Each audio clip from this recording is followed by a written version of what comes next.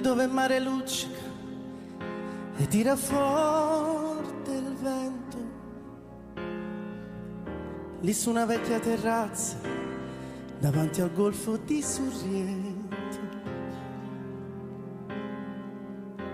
Un uomo abbraccia una ragazza dopo che aveva pianto,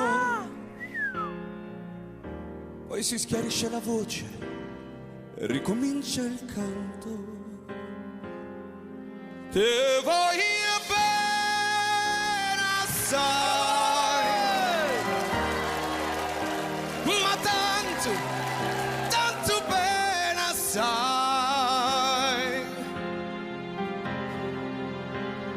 È una catena ormai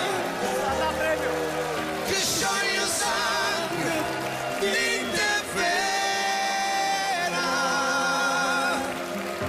Potenza della lirica, dove ogni dramma è un falso E noi correct. e con un po' di trucco e con la mimica puoi diventare un altro. Ma se la vita che finisce, ma lui non ci pensò poi tanto, anzi si sentiva già felice e ricominciò il suo canto. Te voglio bene assai, ma tanto tanto bene assai.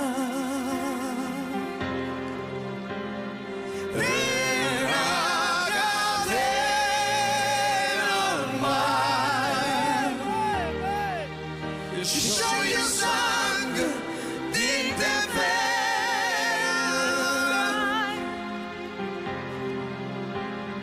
Te voglio bene assai, ma tanto, tanto bene assai.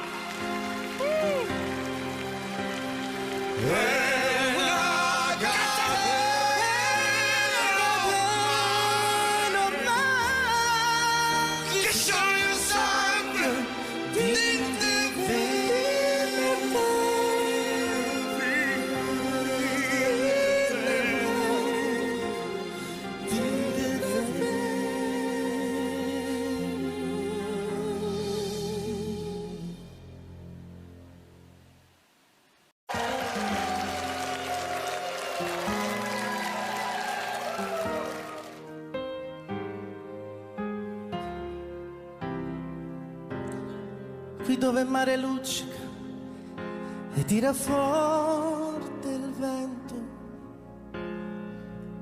lì su una vecchia terrazza davanti al golfo di Sorrento. Un uomo abbraccia una ragazza dopo che aveva pianto, poi si schiarisce la voce e ricomincia il canto. Te voglio bene assai, ma tanto, tanto bene assai.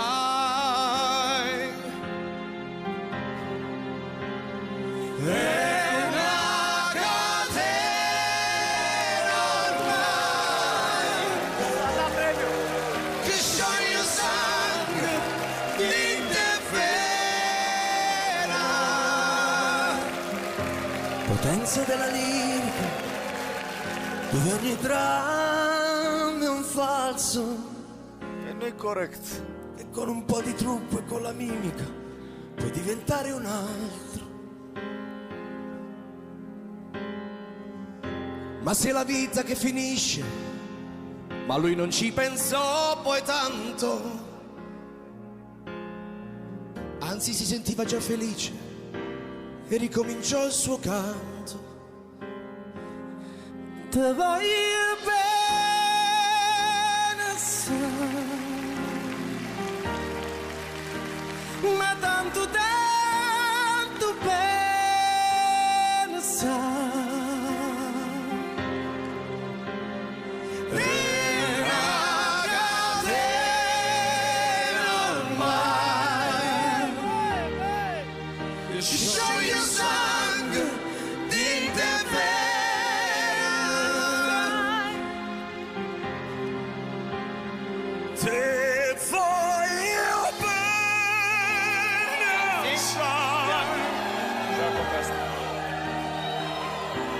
Ma tanto, tanto bene sa.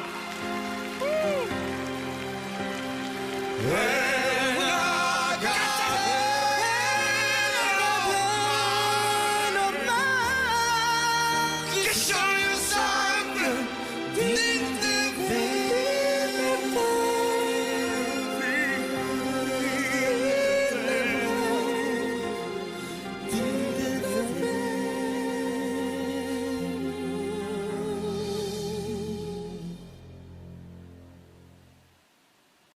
It's Brian Preston, the money guy. This next question is from Chase, Brian. Chase says, at Money Guys, I would like to use my HSA as a retirement vehicle. Do you have any recommendations of software to track expenses and receipts? Currently, I'm just using Google Docs. So I think to catch everyone up, maybe you should talk about the 3 ways that people use health savings accounts. And then why don't you share kind of what your process is for how you're tracking? Are you using a software? Are you doing something more analog? Remember, we love, if you think about step number 5 of the financial order of operations, this is really the box for tax-free growth. You have HSAs and Roth IRAs. We love HSAs because they're even better in some ways than Roth in the fact that they are triple tax advantage. Because remember, you get a current year tax deduction. They grow tax deferred. And then if you pull them out actually for qualified medical expenses, they come out completely tax-free. Now, what Chase is asking is not going to potentially grow completely tax-free if he is going to use this for retirement expenses. But I'm going to tweak what Chase is asking, assuming that he actually means that he wants to pay for his health care costs in retirement, because that is going to be money that's coming out anyway. So how do we do this in the most efficient way possible?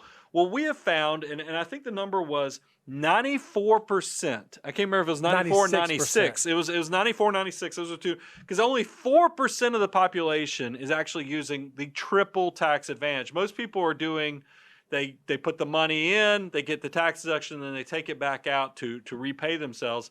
If you think about it, that's only a single tax advantage benefit. You got a tax deduction and you repaid yourself. To get the other 2 components, you actually have to invest the money, let it grow over time, and then spend it for qualified medical expenses, so it is actually tax-free growth. And I've shared that in my own use, I pay out of pocket all my medical expenses, which I know is that's a luxury. Not everybody has that ability. I think that's why it's a clearing account for most people. But if you are a financial mutant that has the cash flow where you can pay current year medical expenses, you can track, you can keep your receipts, you can keep all these things, and then over the years, let the money be invested in your HSA and grow. Because like me, I have an autistic daughter. So, I mean, her private school, which costs a fortune, actually, I get a letter every year from the institution as well as doctors saying, your daughter needs this special type of school. That's a huge cost. So it doesn't matter how good my HSA is doing, I will have expenses that I could offset for tax-free growth. And that's why I do want to invest and pay myself back in the future at some point. So the thing I actually invested, I think, by the way, a lot of people don't realize this. Fidelity now offers HSAs. I was trying to chase down who was the best HSA provider. As soon as I found out Fidelity had one, they don't pay me to tell you that, guys. I'm just telling you, that's what I ended up updating to Fidelity. But Chase's question is, how do you make it tax-free? Is there software? I'm using Excel. I mean, I'm no different. It sounds like you're using Google Sheets. I think that I don't know if somebody's developed, and I think, like I said, there's only 4% of the population that's using it this financial mutant way. I don't know if somebody's thought there's enough dollars to go get crazy and invest in software. I think some people probably, I would imagine there's some sort of function in Quicken where you could do this, but I'm the same as you, Brian. What I do is I keep a spreadsheet where I put the date the service happened, the date that it was paid, who in my family it was for, who the provider was, and then how I paid for it. Yeah. I put those all in a spreadsheet, and then whenever I get the invoice or the bill or whatever, I just scan that in and keep an electronic copy of my record, and I do it by year. So I've got my spreadsheet with each year on it, and then I have my electronic record. I don't actually like file away hard copies. I keep them all in electronic. I think that will be okay. And so it doesn't take a lot of time, and now that I kind of have this system in place, it's pretty straightforward and pretty standard. Yeah, and you definitely want to have a good documentation system, but recognize when you actually claim these benefits, the IRS is only going to ask for the receipts if you get audited. And now I want you to be, because remember, I've sat through audits, I've represented people in audits. You want to be on solid ground. So this is I want you always, we legally try to avoid as much taxation as possible, but it's going to be legal. We're going to be on solid ground. We don't want the shaky gray stuff. So make sure you do have good receipts, but I don't think you have to put yourself in such a way that you're worked up that there is some big, when you file that tax return, you're going to have to send them every receipt you ever did. No, you just need to be able to show them. That's right. If you ever got audited or questioned on it.